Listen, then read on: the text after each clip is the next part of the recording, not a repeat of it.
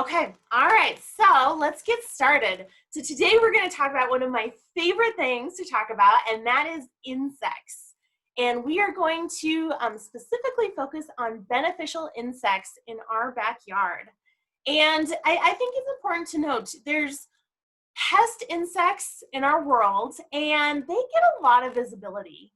But really, the ratio of pest insects compared to all the other beneficial insects, really the pests are a small percentage of our insects. So really, insects don't get enough credit for everything that they do for us.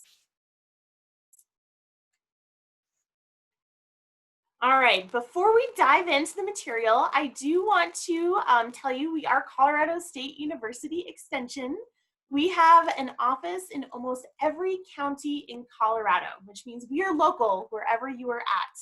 And our job is to bring science-based information to the community. So we are here for you. My job specifically is in horticulture, so I share information on gardens, plants, insects, trees, lawns, pretty much anything green or anything, any insects or arthropods. So you can contact us. Extension offers a variety of services. For our horticulture services, we offer diagnostics. So if you've got a sick tree or you've got a weird bug that's in your house and you don't know what it is, you can bring it to your local extension office and we will help you figure out what's going on. And like if you have a sick tree or your lawn is struggling, we'll offer solutions. Normally, we do on-site consultations on a limited basis for lawns and trees. Right now, due to the pandemic, all our services are virtual. So we can help you with your issues through phone and through email. And we also do a lot of public programs and presentations and classes and workshops. All those currently are virtual, which actually has, the one benefit to that is we've really been able to expand our reach by offering virtual classes. So hopefully we'll get back to those in-person classes too. And here's our contact information. I am located in Arapahoe County, so I have the Arapahoe County information up there to call us or to email us. If you live in a different county, note the web address at the bottom, extension.colorado.edu. You can look for your local office there. All right, so let's get started. I first want to talk about insect biodiversity. We have an incredible amount of insect biodiversity on our planet, and with insect populations declining, we're losing, in some cases, what we never knew we even had, because all the insect biodiversity on our planet hasn't been documented yet. And insects provide vital roles to every ecosystem, or almost every ecosystem. So for example, we have pollinators. I'll talk a little bit more about that, but pollinators give us about 1/3 of our diet and the most nutritious part of our diet, fruits, vegetables, and nuts. In addition, pollinators help plants reproduce, and about 3/4 of the plants on our planet require insects for pollination or plant reproduction. Decomposers. Insects are our cleanup crew in our world. They decompose things, and if we did not have insect decomposers, we would have garbage everywhere. Essentially, we would have dead plant material everywhere. The leaves that fall off our trees every fall, a lot of that would still be here. We would have dead animals. Insects are crucial for decomposing dead animals or carrion. So they're critical for removing that out of our ecosystem. And then also insects are responsible for removing feces. And I'll give you a classic example of our dung beetles. So dung beetles certainly don't get enough credit, but dung beetles decompose animal feces. And they specifically played a critical role in buffalo. So way before, the West was developed, millions of buffalo roamed the plains. And of course, there were also 1 million buffalo patties everywhere. And if we didn't have those dung beetles, we would still have all those buffalo patties here today. So insects really do play a crucial role in keeping our ecosystem clean. Insects are also predators. So, and we're going to talk about that today, but insects are predators of other pest insects. Can you imagine if we didn't have ladybugs to feed on aphids and other insects? We would be overrun with aphids in our world. Insects are also natural enemies against invasive species. So invasive species is becoming more and more of an issue. Right now we've got the emerald ash borer, we've got Japanese beetles, and in some cases, we can release insect biocontrols to help control the invasive species populations. Insects also provide a critical food source for humans and other animals. So mosquitoes, everyone wonders, why do we have mosquitoes? Well, mosquitoes are a critical food source for bats and birds. And we all love bats and birds. So food source for a lot of other organisms in our ecosystem. And for many countries, in fact, most countries even, not necessarily the United States and some European countries, but insects are a major food source for a lot of countries. They provide a lot of protein. So I encourage you to try insects for food. The most common that you'll see in the United States are mealworms and crickets, but they are very nutritional. Insects can also provide products, and two of the most notable ones that we see a lot are honey, of course, from our honeybees, and silk, which actually comes from a silk moth. And so when we think about biodiversity, this is a visual representation of all the species on our planet. So on the left side, we have all the described species. A described species means scientists have documented. They have given it a scientific name and have identified it by certain characteristics, and it is a documented or described species. Now, a lot of our insects and other creatures on our planet haven't even been described yet. So on the right, we have the estimated species. So I want you to note that on both these diagrams, over half or about half are insects. So we just have a huge amount of biodiversity in our world, insect biodiversity. So, but unfortunately, our insects and arthropods are declining all over the world, and it's through a variety of activities, human activity, habitat loss, climate change, and spread of invasive species. So we all need to do our part to improve habitat as we can for our insects, and also spread the word and raise awareness that not all insects are bad. In fact, the majority are good. And I want this diagram, I think, is very telling. This was a research study published in 2018, and the researchers examined school textbooks. So I believe it was K through 12, maybe it was elementary school, but they looked at textbooks and all the way back from the early 1900s, and looked at how many pages and photographs were dedicated towards insects versus other creatures, and look at how over the years the decline. So right now we have very little really dedicated in our school curriculum that's dedicated to insects. But insects provide such a vital role for us. So it's up to all of us to help spread out the word that we need our insects for human survival. Okay, so now we're going to talk about we're going to focus in a little bit and talk about beneficial insects that you'll find in your backyard. So I have three major categories that we're going to talk about today: predators, parasites, and pollinators. So a predator is defined as an adult or an immature stage of an insect that actively search and preys on pest insects. These include lady beetles or ladybugs, lacewings, and I included spiders on there. I'm not going to talk about spiders today.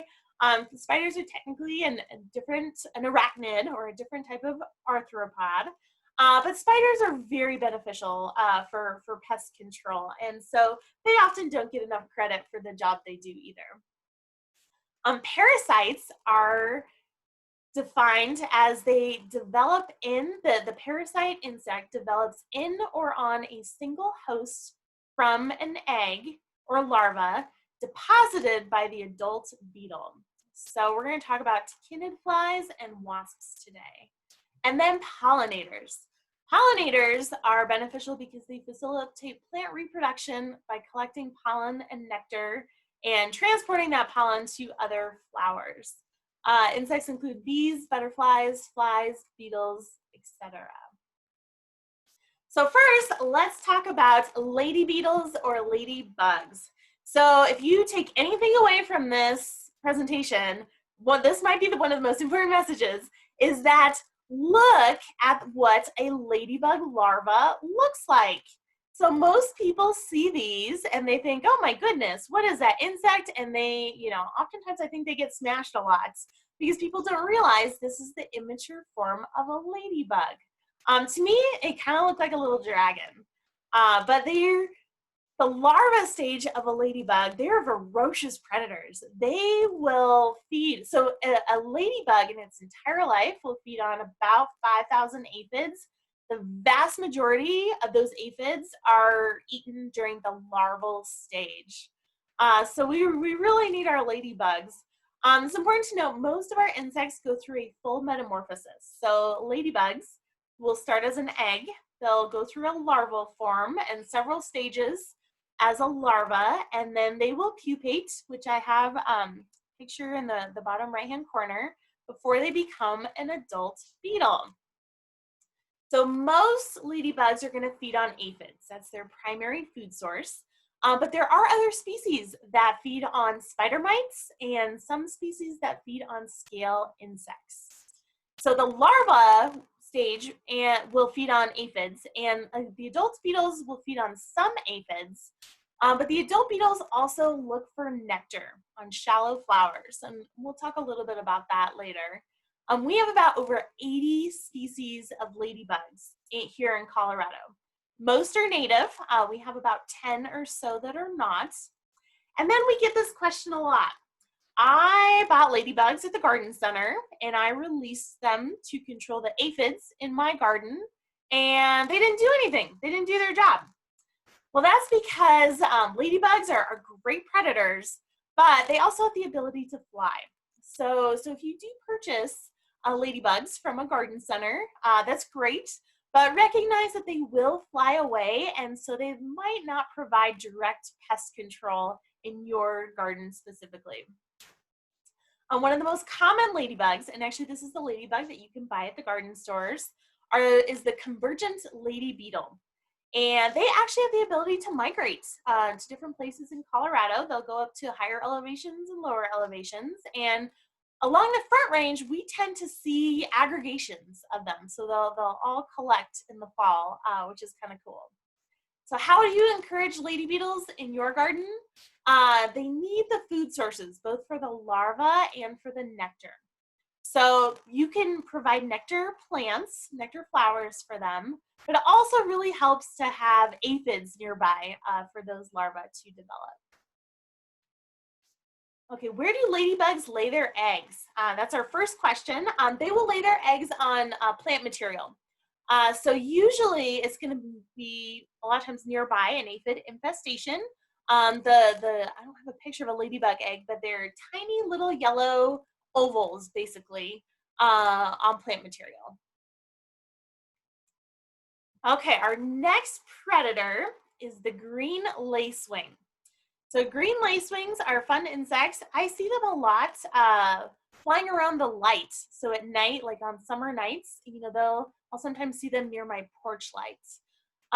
Again, the adults will feed on nectar and they will consume some small insects, but really it's the larvae that are the ferocious predators. And they will feed on caterpillars, beetles, aphids, etc. And they can take down caterpillars that are many, many times larger than the actual lacewing larva. So they're quite ferocious. They have a nickname of aphid lions, and you can see, so on the larval stage, they have pretty heavy-duty pinchers, and that helps them attack their food source. You can purchase green lacewing larvae, and you purchase them as eggs. So this can be a little bit more effective than ladybugs because you're purchasing the eggs, and the larvae they are mobile, so they'll move around, but they can't fly away until they become an adult beetle. And then when they do become an adult, they likely will fly away. But while the larval stages are present, they will likely stay in your backyard. So in other ways to encourage lacewings in your garden is, again, have that nectar plants and aphids for the larvae. And I want to show you this bottom picture. This is what their eggs look like. And so this is, again, they're going to develop on plant material, likely near an aphid infestation. But these little eggs are about a 1/2 inch long, and they're basically on a stalk, and then the egg is deposited right there. So if you see that, know that those are lacewing eggs. So we have another question. Ladybug or lady beetle? What is the distinction? Excellent question. So lady beetle is the formal common name for lady beetles.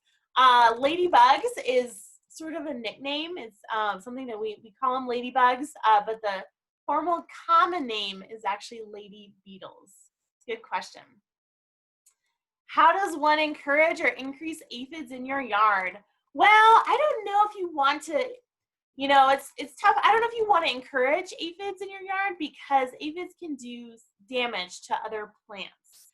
But aphids are pretty common anyway, so rather than maybe encouraging aphids, look around in your yard and on the different plants. You likely will find aphids there. And we had another question. How long from egg to larva to adult? So it is going to depend on the specific insect. Most insects, lady beetles, can have 2 to 3 generations a year.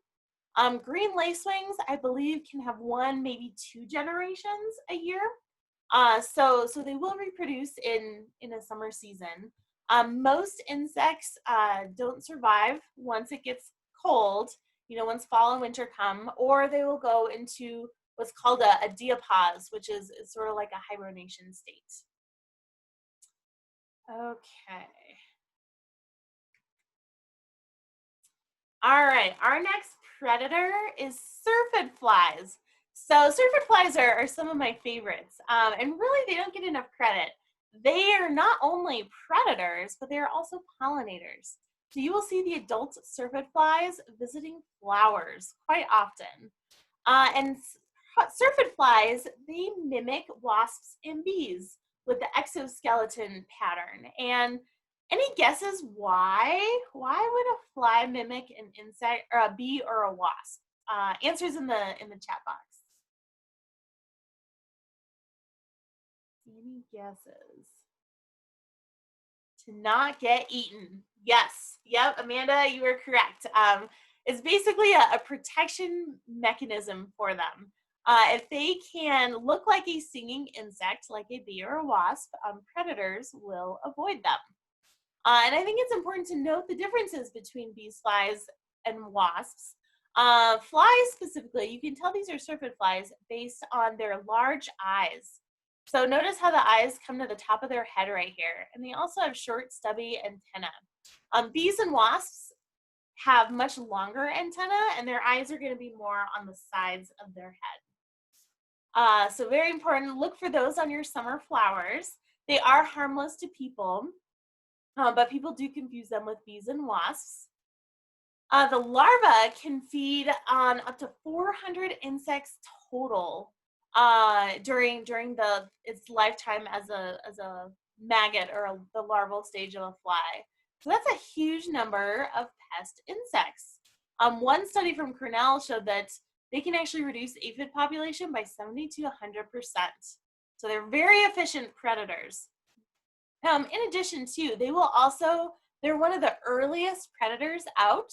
So they can actually help control aphid populations earlier on if other predators have not emerged yet. Oh, and I have a mistake there.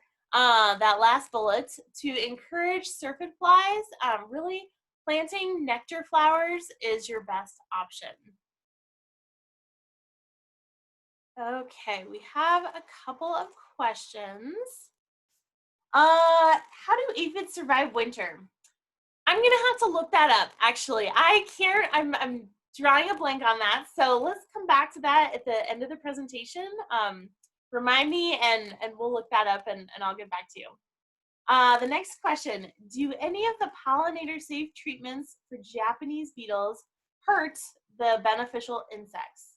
I'm about to apply grub treatment to my lawn, recommended in an earlier class.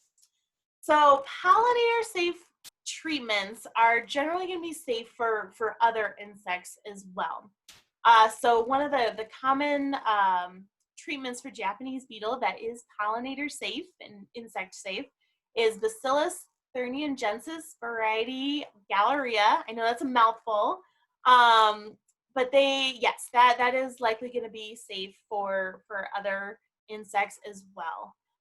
When you're applying treatments to your lawn or for your vegetation for Japanese beetles, I really encourage you to read the label. The label is the law, and it will talk about the hazards to bees and other insects. So if you choose to use any pesticide product, be sure and apply it appropriately, because you really want to minimize the damage of to other insects in your yard.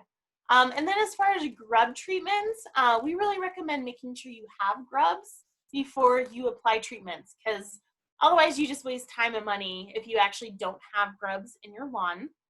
And the grub treatments that are pollinator safe will generally be safe for other insects as well, although a lot of grub treatments will target other pest grubs too. So again, read the labels. That's going to be key depending on what you're using. Recommendations for nectar and flower plants. We're going to come back to that.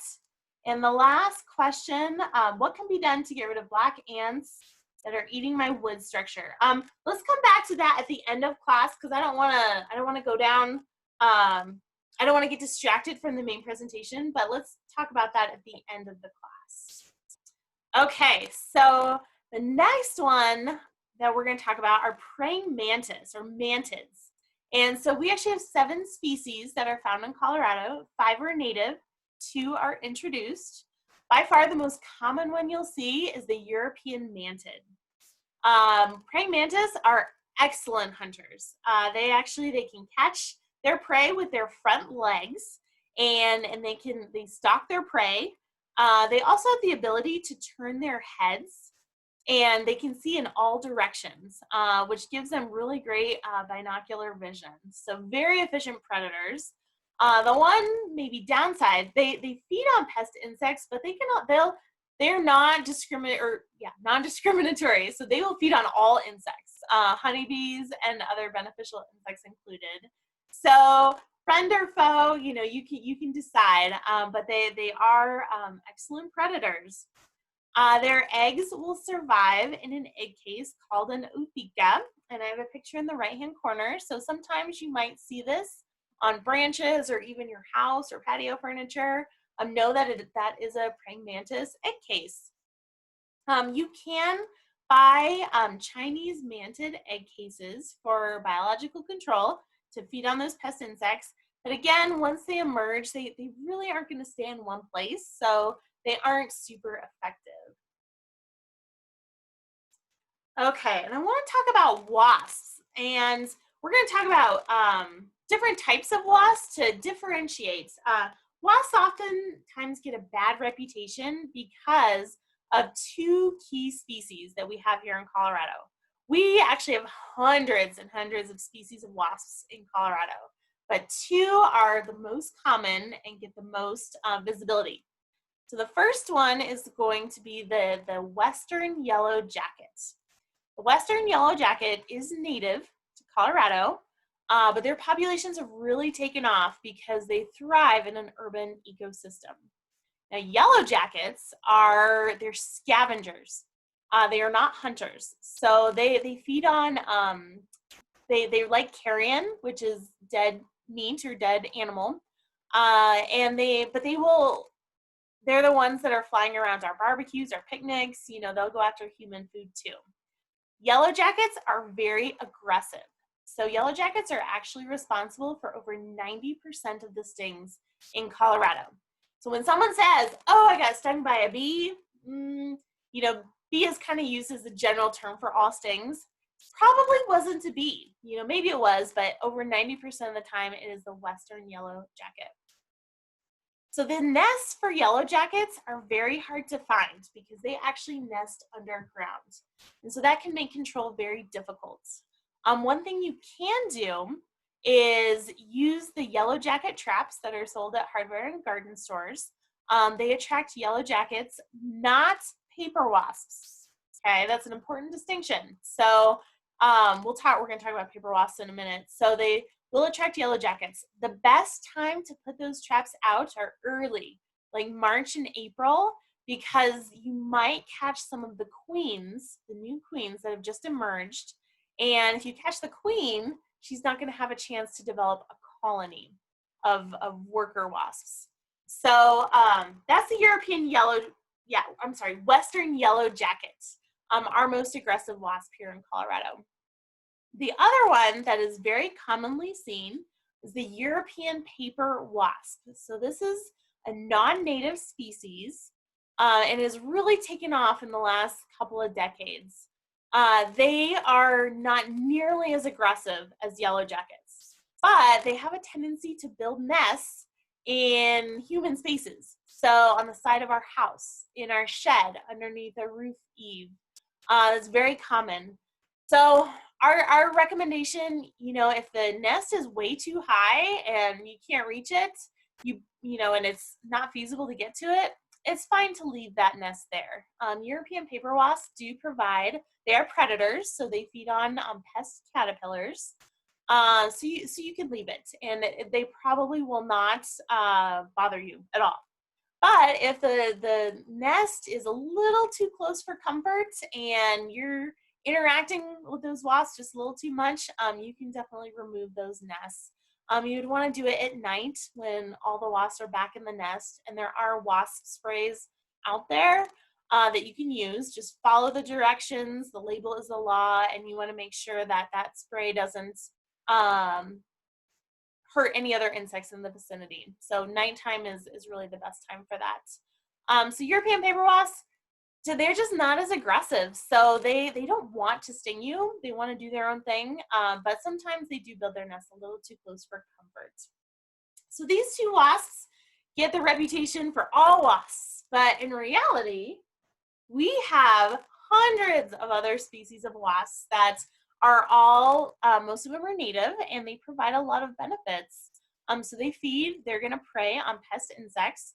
A lot of times they will catch an insect, they'll paralyze it, and they will take it back to the nest for the young wasps that are developing or will be developing. So I wanted to show a variety of pictures of the different types of solitary wasps. And this is just the tip of the iceberg, really. Up in the top left-hand corner, this is a cuckoo wasp. So we have cuckoo bees, we have cuckoo wasps, and just like the cuckoo bird, they are actually parasites of other wasps. So a cuckoo wasp is a parasite of solitary wasps. A cuckoo bee is a parasite for bees, for some of our native bees.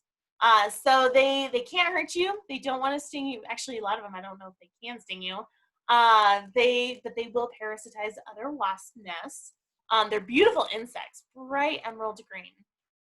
The top right-hand corner, this is a sand wasp.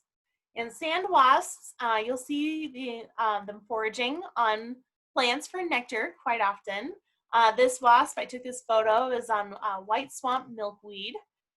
They build, just as their name suggests, they build their nests in sandy areas. And again, they don't want to hurt you. Really, the only way a lot of these could sting is if the insect was pressed up against you and getting smashed. Then the solitary wasp might sting you. But so it's very rare to be stung by these type of wasps. This one down here, has yet to be identified. This was on a sunflower last summer, so I'm working on identifying that one.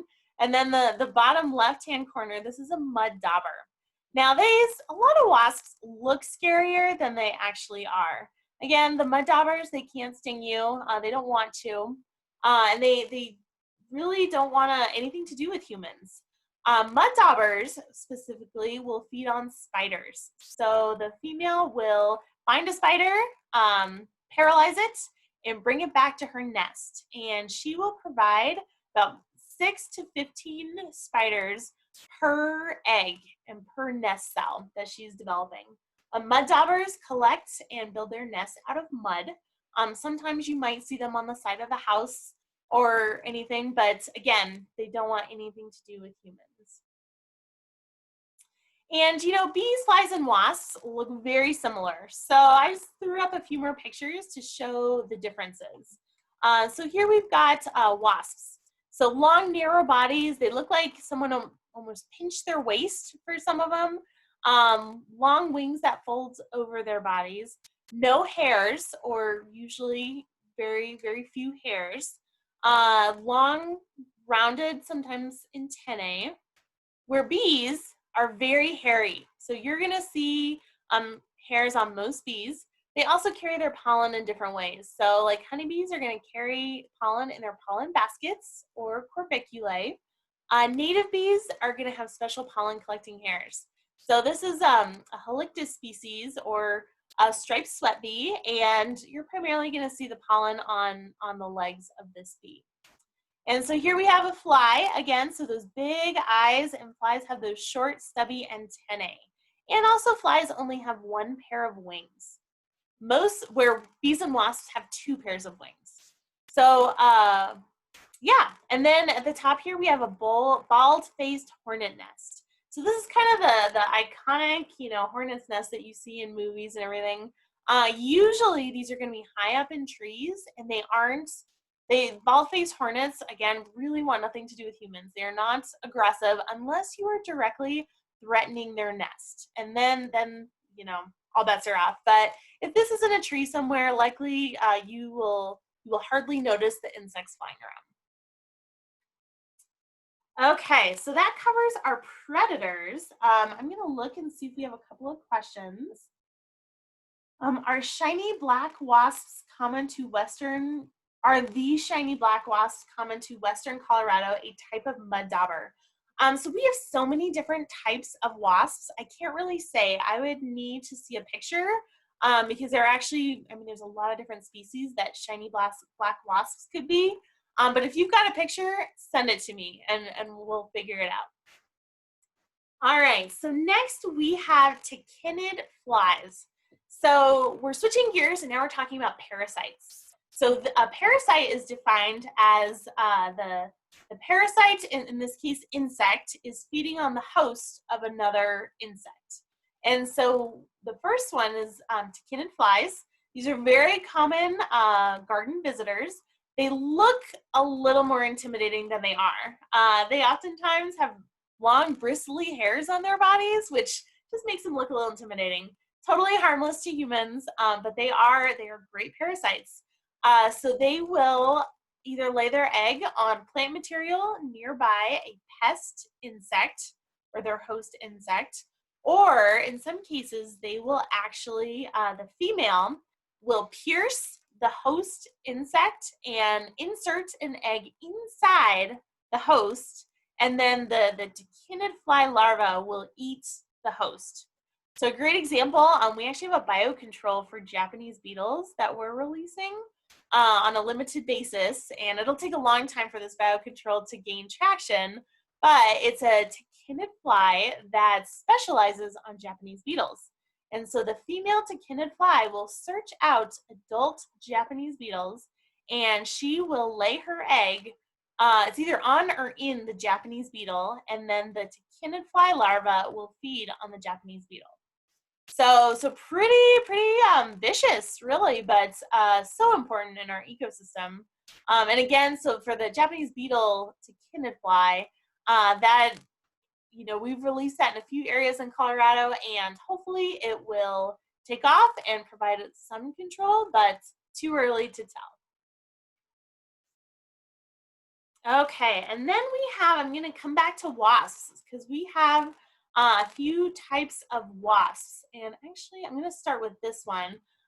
This one attracts a lot of attention. It's called a pigeon tremix, and it's known as a horntail. And horntails are large insects. I mean, they can be upwards of like 2 inches, the females. And they have a long, what looks like a stinger on the abdomen. The females do. But fortunately, they cannot sting humans. They have that long, it's called an ovipositor.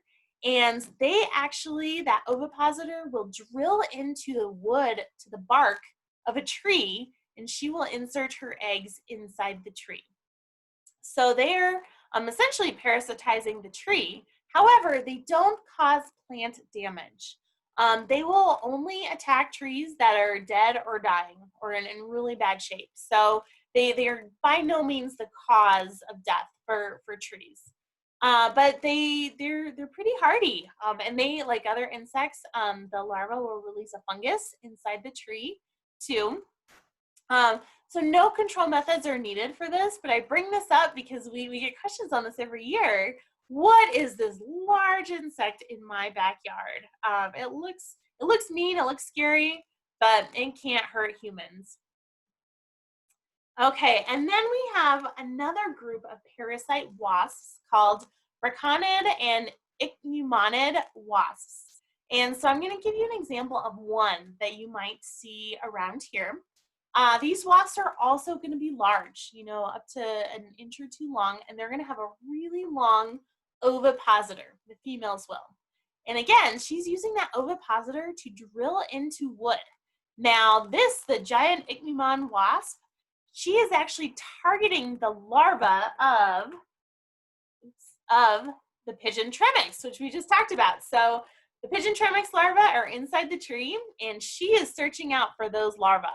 And her ovipositor will not only drill into the bark of the tree, but will also pierce, she'll insert her egg inside the pigeon tremix larva underneath the bark. That's pretty impressive, if you ask me. And she paralyzes the larva too.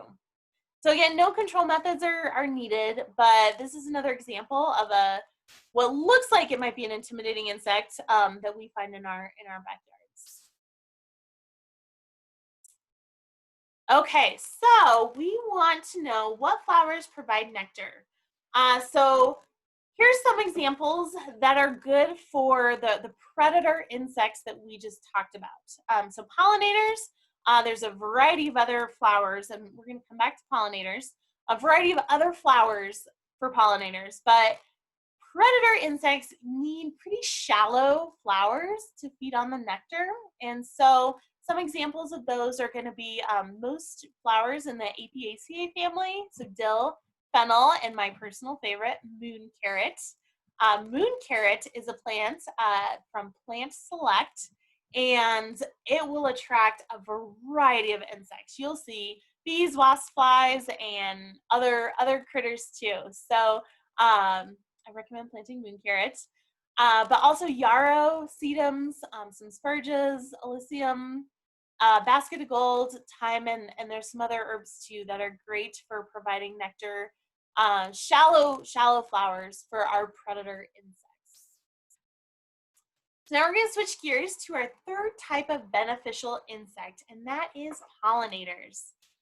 So pollinators, like I mentioned before, they provide services to our plants to facilitate plant reproduction.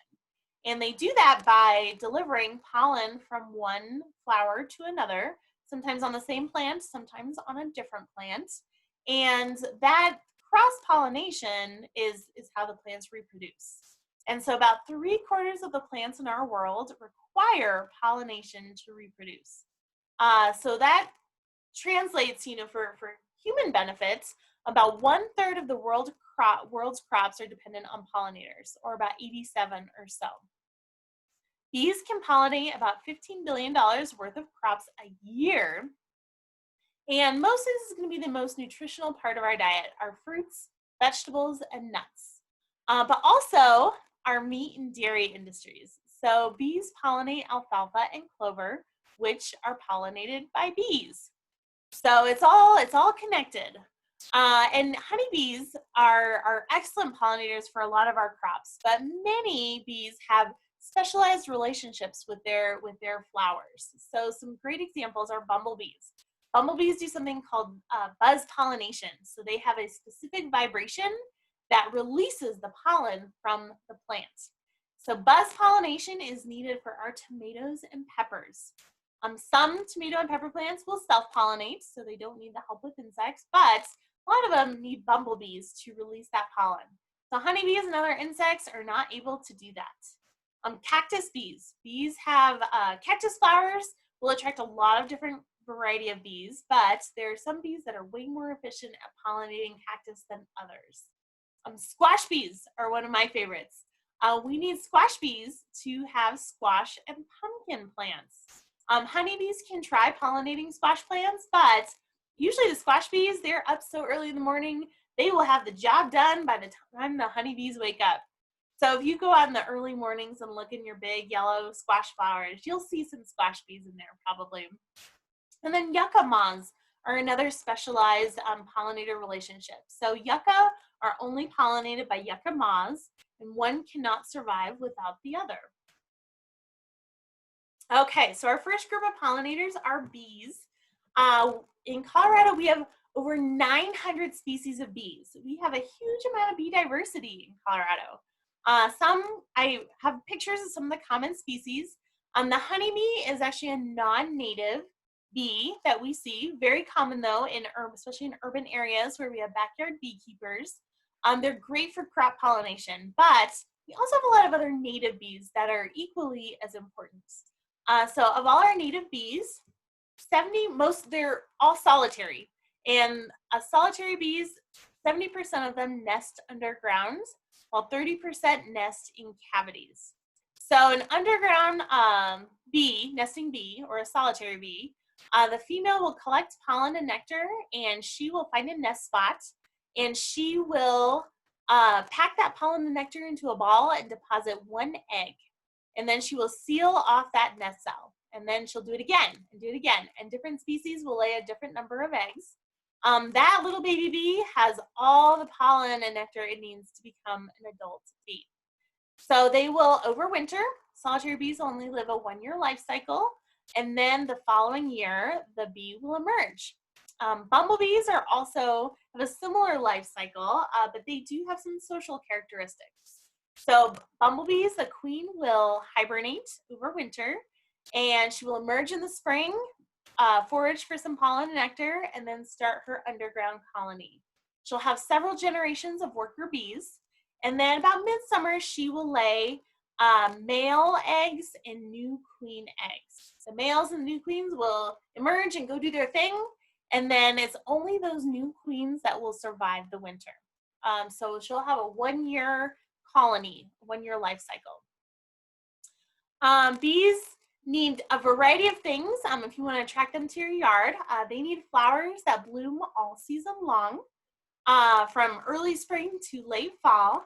They also need bare soil to nest in. So no mulch, no landscape fabric, just bare soil for them to build their nests in. You can also provide cavity nesting spaces too. So a dead log, for example, is a great cavity nesting place for bees. You can also use a bee hotel. Okay, and I want to point out some of the common bees we have here. So this is a male leafcutter bee, and he was hanging out on a bee hotel, probably maybe waiting for a female. This is a female leafcutter bee. Leafcutter bees, she will actually cut out perfectly circle-shaped leaves, roll them up, and deliver them back to her nest, and she will line her nest cells with the leaf pieces, and that's how she protects her young. This is a green metallic sweat bee, very common. Just shows you the diverse of sizes, shapes, and colors that we have in our bees in Colorado. And then this in the bottom right-hand corner is a wool carder bee. A wool carder bee is a non-native bee, but is very well established here in Colorado. They're pretty aggressive towards one another. You'll see them chasing other bees around, and the females, you'll see them around buzzy plants, fuzzy leaves. So like lamb's ear is a great example. And she will actually scrape the buzz off of the plants and line her nest cell with the plant buzz. And this is an example of an underground nesting bee right here. Bee hotels are becoming more and more of a popular thing. That's wonderful. I recommend you read up on it before you have a bee hotel, because there are a lot of products out there that actually aren't good for bees. You need a breathable material like a soft wood, holes drilled into a soft wood, or you need like cardboard tunnels that you can purchase from online. And you do have to replace your bee hotel once a year or every 2 years. And that is because they can build up they will build up pathogens and mold and fungus and that kind of thing. So if you're interested, make sure your bee hotel is at least 6 inches long and it has a backing to it. I recommend this publication from Michigan State University. If you just Google bee hotels in Michigan State, it'll pop up. Oh, the slide keeps moving forward.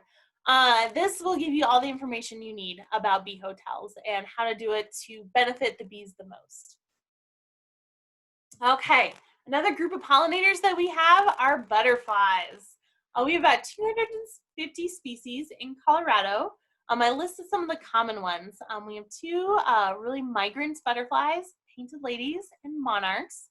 For monarchs, we are not on the migratory corridor of the monarchs, but we still get them in Colorado. I have a picture here of a two-tailed swallowtail and the caterpillar.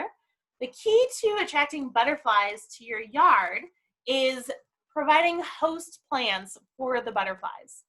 So for example, this is a painted lady and they host on thistle. So, you know, and I know thistle is sometimes considered a weed, but that is one of their preferred plants to host on. The two-tailed swallowtail. So unfortunately, the two-tailed swallowtail hosts on ash trees and chokecherries too. But with the emerald ash borer here in Colorado, and it's probably going to spread, you know, the two-tailed swallowtail is going to lose a lot of its host trees. So maybe consider planting chokecherry for two-tailed swallowtails. And I'm going to send out a follow-up email from this webinar, and it's going to have a variety of fact sheets. And so one of those fact sheets is going to be attracting butterflies to your garden. And it has this great table on what the caterpillar host plants are for what butterfly. And also has some great plant recommendations too. So look for that follow-up fact sheet for the butterflies. We also have other pollinators in Colorado, and fortunately we don't have the time to dive into those today, but I did want to point them out. There are some wasp species that are pollinators. Now, typically wasps are predators. Oops, fast forwarding in. Wasps are predator insects, but they feed on nectar sources. So there are certain species that are considered pollinators. The one in the picture is actually a wasp that helps to pollinate penstemon flowers. Flies, we talked about, syrphid flies especially, and bee flies, which is in the picture right there, are another common pollinator that we'll see. I know these aren't insects, but bats and hummingbirds are also pollinators. And moths. This in the photo below is a white-lined sphinx moth. Very common. They have a very long proboscis, and so they're going to go after flowers with long spurs with them. So if you want to attract the white-lined sphinx moth, note that the white-lined sphinx moth does not harm any plants. Now, its a close relative, the tomato hornworm, can harm your tomato plants. So note the white-lined sphinx moth is very different than the tomato hornworm. And then we have a variety of beetles too that can also be pollinators and will visit nectar plants. Okay, I threw in this kind of last minute because another group of insects that we didn't have time to talk about today are decomposers in our gardens, and this is one of my favorites. And this is the bumble flower beetle. And so I put this up here because sometimes it can be confused with Japanese beetles, And I want you to know it is very different than the Japanese beetles, but a benefit to our garden. Um, the difference is the bumbleflower beetle, the C-shaped grubs, which look very similar to Japanese beetles, are found in decomposing material. So rotting, decomposing material. Japanese beetle grubs are in turf grass only. So if you see little C-shaped grubs in like a dead wood pile or a moist, decaying area, those are probably bumbleflower beetles. And the adult beetles are common flower visitors. So they do look similar. They are considered a scarab, so in the same group of beetles as Japanese beetles, but very different and kind of a fun beetle too. Okay, I want to point out some great resources. These are two of my favorite books. If you want to learn more about plants and other ways to attract native beneficial insects, I recommend both of these. And then, of course, attracting pollinators to your landscape. If you're interested specifically on pollinators, we have a great fields guide on the Extension website that you can download. And this talks about the groups of bees that you'll find here in Colorado. And then one of my favorite books is The Bees in Your Backyard. So this really dives into a lot of the bees that we see here in North America. Okay, and just a reminder, Extension is here for you. Give us a call, find your local office, and see how we can help serve you. We do have the Colorado Master Gardener Program, which is an outstanding volunteer program. If you're interested in learning more about gardening, we provide our volunteers with 50 hours of class time and then bring that knowledge back to the community. So let us know if you have questions about that. And are there any questions? Okay, I'm gonna leave that up. Okay, looks like we have a couple of questions. Okay, can you comment on flies that parasitize monarch caterpillars? Actually, I cannot comment on that. I am not too familiar with that. But if you send me a follow-up email, we can talk about it, and I will do a little research on that. Bumblebees love bee balm. Yes, they do. Thoughts on the moth infestation? Yeah, we could have a bigger year for Miller moths. That's what Dr. Cranshaw up at CSU is predicting. We are going to have a decent year for Miller moths. Miller moths, also known as the army cutworm moth, they're harmless. They're more of just a nuisance when they get inside our houses. So if you're concerned about it, the best thing you can do is use your screen doors and make sure your house is sealed up as best as you can. Okay, next comment is, thank you for including the bumbleflower beetle. I've seen them in my garden and mistook them for Japanese beetles. Now I know that they are friends. Yes, they are. Absolutely. That's great. What is a mason bee? That's a great question. So a mason bee is a type of native bee. Some species are native, some are not, but they're all good. And mason bees, they have special pollen collecting hairs on the underside of their abdomen. So that's how they collect their pollen. And they are cavity nesting bees. So they are one of the types of bees that are going to nest in bee hotels, for example. And they get their name because they need like mud and sand to build their nest. And so they will take little bits of mud and sand and put those in their cavity nest, and that will protect their eggs. Can you email out Master Gardener program info? Absolutely. I will include that in my follow-up email with the fact sheets. My cats love the moths. Yeah, cats do go crazy for Miller moths. That's true. Okay, were there any questions? Did I miss anything?